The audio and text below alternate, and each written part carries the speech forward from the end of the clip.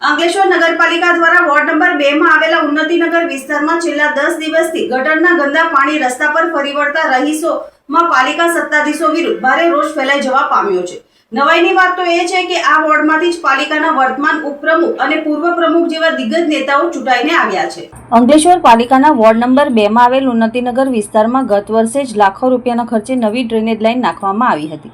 આ નવી લાઇન નાખ્યાને હજુ એક વર્ષ માંડ થયું ત્યાં જ લાઇન ચોકઅપ થઈ જતા પાલિકા તંત્રની કામગીરી સામે અનેક સવાલો ઊભા થયા છે। રહીશો આક્ષેપ કરી રહ્યા છે કે આ કામમાં ભારે ભ્રષ્ટાચાર થયો હોવાના કારણે જ ગણતરીના મહિનામાં ગટરો ઉભરાવાની સમસ્યા શરૂ થઈ છે। ઉન્નતિનગરની સામે આવેલ સ્લમ વિસ્તાર અને સ્થાનિક મંદિર પાસે ગટરના ગંદા પાણી એટલી હદે ભરાઈ ગયા છે કે સ્થાનિકોએ પોતાના ઘરની બહાર નીકળવું કે ઘરમાં જવું પણ મુશ્કેલ બન્યું છે। પવિત્ર મંદિર પાસે જ નરક જેવી સ્થિતિ સર્જાતા ભક્તોની લાગણી પણ દુભાઈ રહી છે। બાળકો અને વૃદ્ધો આ ગંદા પાણીમાંથી પસાર થવા મજબૂર બન્યા છે। છેલ્લા 10 દિવસથી સતત ઉભરાતી ગટરોના કારણે સમગ્ર વિસ્તારમાં અસહ્ય દુર્ગંધ ફેલાઈ રહી છે, જેના કારણે જીવલેણ રોગચાળો ફાટી નીકળે તેવી દહેશત ફેલાય છે।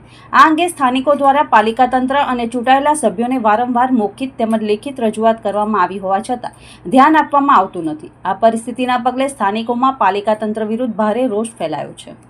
ઉન્નતિનગરની સામે છે એક આ મેલી માતાનું મંદિર આવે છે, તૈયાર છે, વર્ષોથી પાણી ઉભરાતું છે। છોકરાઓ એટલા બધા બીમાર પડે છે એટલે તક કે અમારે એટલું ઠેકીને આવવું પડે। તમે જોઈ શકો છો કે અત્યારે બી છે ને તો આટલે પાણી ઉભરાતું છે। હવે અમારે કેવી રીતે ઘરમાં જવાનું, આવા પગ લઈને ઘરમાં જવાનું, છોકરાઓ બીમાર પડતા છે પણ કોઈ જોવા નહીં આવતું। જ્યારે બી વોટ લેવા આવે તારકે કે થઈ જશે એટલે તકી રોડનું કામ બી એવી રીતના રહ્યું એટલે તકી જોયા અમે તો એ ફોટા મૂકેલા અને પછી બદલાવ્યું તે છતાં બી છે ને તો કોઈ કામ નિકાલ આવતું નથી। જ્યારે બી જોઉં ને ત્યારે છે ઉન્નતિનગરનું કોઈ કામ થતું નહીં ને સોસાયટીનું થાય છે ને તઈ રોડ બી બનતા છે એટલે કોઈ જોવા તક નહીં આવતું। જ્યારે વોટ આવે, જ્યારે ચૂંટણી આવે ત્યારે છે ને લેવા બધા આવ્યા કરે અને પછી આવી રીતે કહે કે તમારું કામ થઈ જશે પણ અમારું કોઈ જોવા આવતું નહીં। અમારું કોણ બેલી થશે? છોકરા કોઈ બીમાર બી થાય તો કોને એનું કોઈ બેલી થશે? કોઈ જોવા તક નહીં આવતું।